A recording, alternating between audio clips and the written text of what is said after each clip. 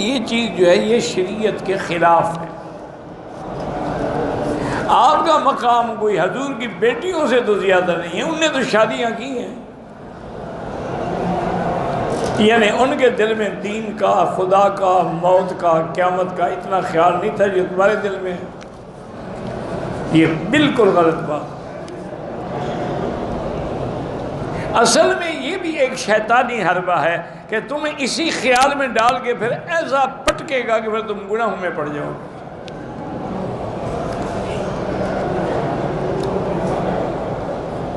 حضور پاک کے کچھ صحابی تھے، انہوں نے آپس میں مشورہ کیا، یہ صحیح حدیث ہے، کہنے لگے کہ بھائی پہلے زمانے کے جو لوگ تھے نا ان کی عمر بڑی تھی، کسی کی 1000 سال، 500 سال، 2000 سال، ہماری تو عمر ساری 60-70 سال ہے۔ اب ایک آدمی نے 1000 سال عبادت کی، ہم اگر 60 سال یا 50 سال عبادت، اس کا مقابلہ ہم کیسے کریں گے؟ لیکن ابھی کیا کرنا چاہیے؟ ایک نے کہا کہ بابا بات یہ ہے کہ میں تو اپنے آپ کو خصی کر لیتا ہوں تاکہ مجھے عورت کا خیال ہی نہ آئے۔ جب بیوی نہیں ہوگی، اولاد نہیں ہوگی، جھنجھٹ نہیں ہوگا، میں 24 گھنٹے اللہ کی یاد میں گزاروں گا۔ دوسرے کا اچھا آج کے بعد میں دن میں روزہ رکھوں گا اور رات میں تہجد پڑھوں گا۔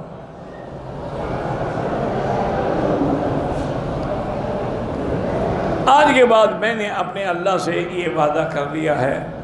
اسی طرح ان سب نے پروگرام بنایا، حضور کو پتہ لگ گیا، حضور نے بلایا، میں یہ کیا تم نے رہبانیت اختیار کر رکھی ہے؟ تمہارے شان مجھ سے بھی بڑھ جائے گی؟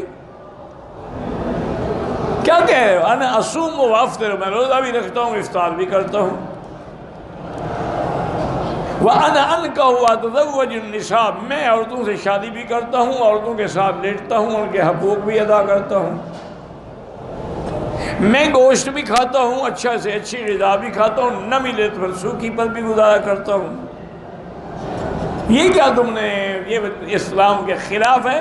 ساعتن الی ھذا و ساعتن الی ھذا، ایک گھڑی آدمی دنیا کے لیے، ایک گھڑی دین کے لیے۔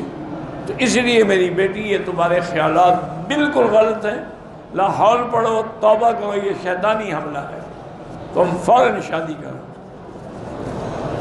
پھر یہ سارے خیالات جو ہے نا خود بخود بھول جائیں گے۔ ایک عورت تھی بدبخت، اس نے نبوت کا دعویٰ کر لیا، اور کہا میں نبی ہوں۔ اس زمانے میں جو علماء تھے اس کے پاس گئے، انہوں نے کہا بی بی کیا کہہ رہی ہو؟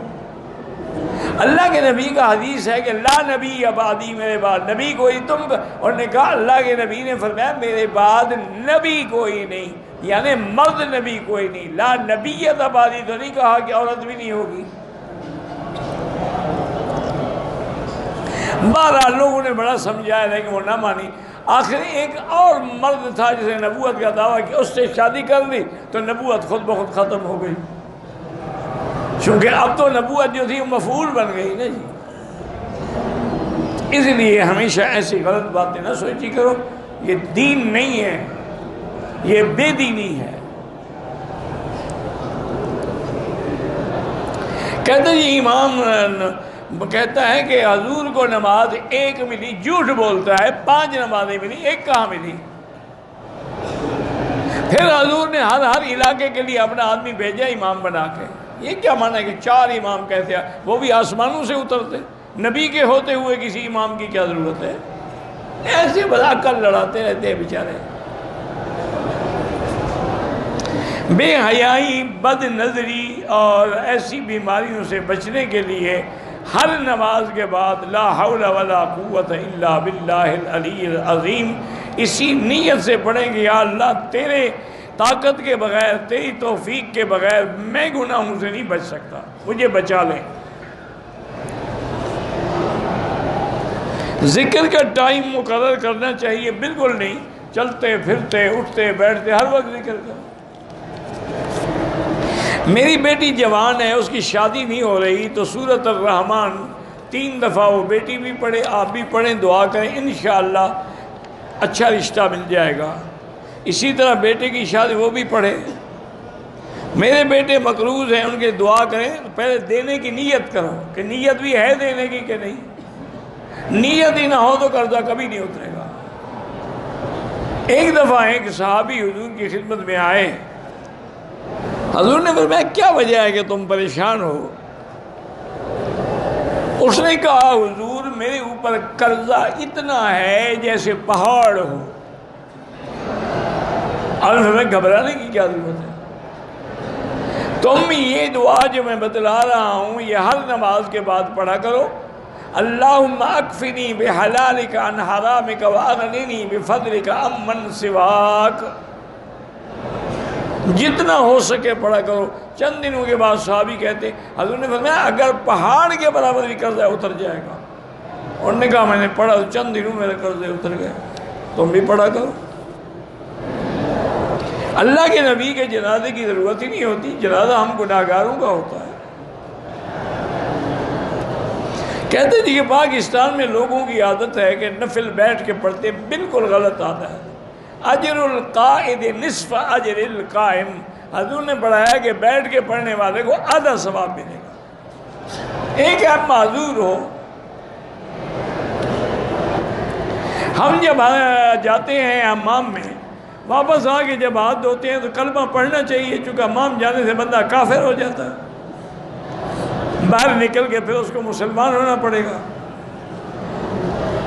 عجیب عجیب مسئلے لوگوں نے بنا رکھے ہیں۔ اچھا نعوذ باللہ جنابت کا غسل کر رہے ہوں نا جی، وہاں کھڑے کھڑے بھی لا الہ الا اللہ لا الہ الا اللہ، ننگے کھڑے ہوئے کلمہ پڑھ رہا ہے۔ اس کا کوئی علاج ہے دنیا میں؟ احرام کھولنے کے بعد میاں بیوی ہم بستری کر سکتے ہیں؟ کیوں نہیں کر سکتے؟ یعنی عمرہ کرنے سے بیوی کو طلاق ہو جاتی ہے، یہ عجیب مسئلہ ہے۔ میں نے عمرہ کیا، تھوڑے سے بال کاٹے ہیں، پورے اگر ٹک لگایا ہے دم پڑ گئی، بال بھی منڈواؤ دم بھی ادا کرو۔ ہم پر جادو اور نظر کا اثر جلدی ہو جاتا ہے، کس نے تمہیں بتایا ہے کہ باقی پہ دے نہیں ہوتا، تم پہ جلدی ہو جاتا ہے؟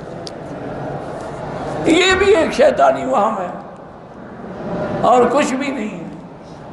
یعنی قرآن کا اثر نہیں ہوتا، جادو کا ہو جاتا ہے۔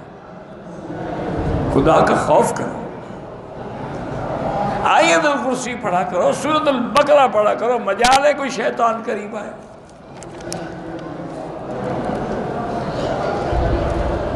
میری بیٹی ہے، سنتی بھی نہیں، بولتی بھی نہیں، اللہ اس کو بھی کوئی نہ کوئی رشتہ عطا فرما دیں گے۔